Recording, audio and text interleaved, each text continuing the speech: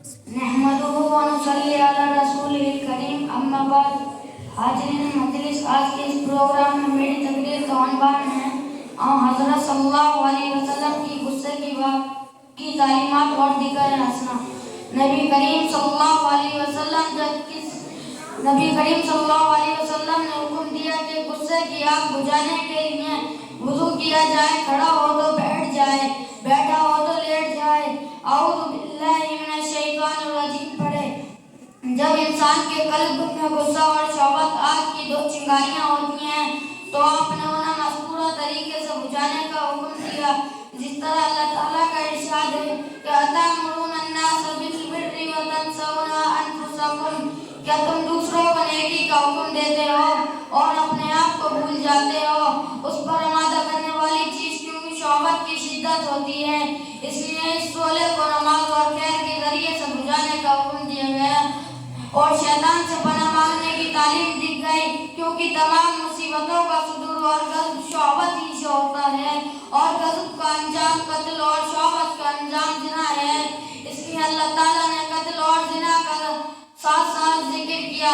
सूरह इनाम, सूरह इसरा, सूरह फुरकान में यह जिक्र किया। जब नबी करीम सल्लल्लाहु अलैहि वसल्लम किसी पसंदीदा चीज को देखते तो यह दुआ पढ़ते थे, अल्हम्दुलिल्लाहिल्लज़ी बिनिअमतिही ततीमुस सालिहात। हर हाल तमाम तारीफें अल्लाह ताला के लिए हैं जिसकी नेमत से नेक काम पूरे होते हैं। और जब कोई नापसंदीदा चीज को देखते तो ये कहते, अल्हम्दुलिल्लाह अला कुल्ली हाल। हर हाल में सब तारीफें अल्लाह ताला के लिए हैं। चुनांचे जब हज़रत इब्न अब्बास जब कोई महबूब या मुनासिब चीज पेश करता तो आप उसके लिए यह दुआ फरमाते। चुनांचे जब हज़रत इब्न अब्बास रज़ियल्लाहु ताला अन्हु ने आपके लिए वुज़ू का इंतजाम किया तो आपने ये दुआ फरमाई, अल्लाहुम्मा फ़क़्क़िहु फ़िद्दीन व अल्लमहु तवील। ऐ अल्लाह तू उन्हें तफ़क़्क़े फ़िद्दीन अता फरमा और तफ़सीर कुरान सिखा।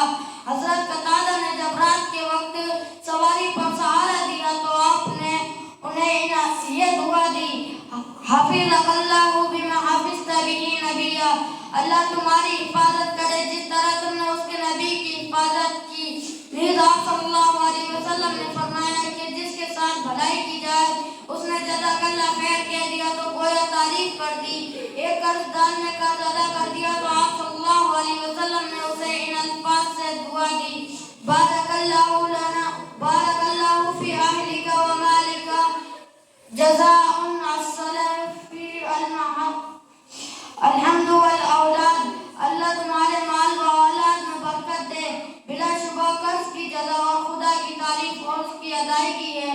जब आपकी खिदमत में कोई हदिया पेश किया जाता तो आप उसे कबूल करके उससे ज्यादा बदला देते, जैसा कि आपने शुएब बिन जिशामा से फरमाया कि इसे हम मस्तर्द न करते अगर एहराम की हालत में ना होते और इस बात को नापसंद करते थे कि अहले मजलिस अपनी मजलिसों को जिक्र इलाही से महरूम रखें।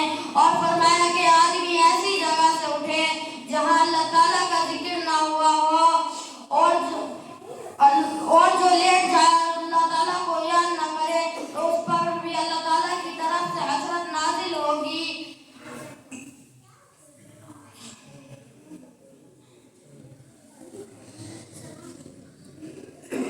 सलाम कर दो बेटा। और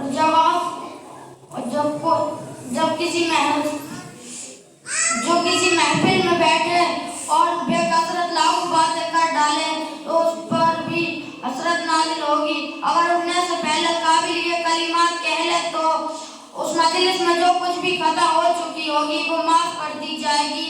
सुनन अबू दाऊद में है कि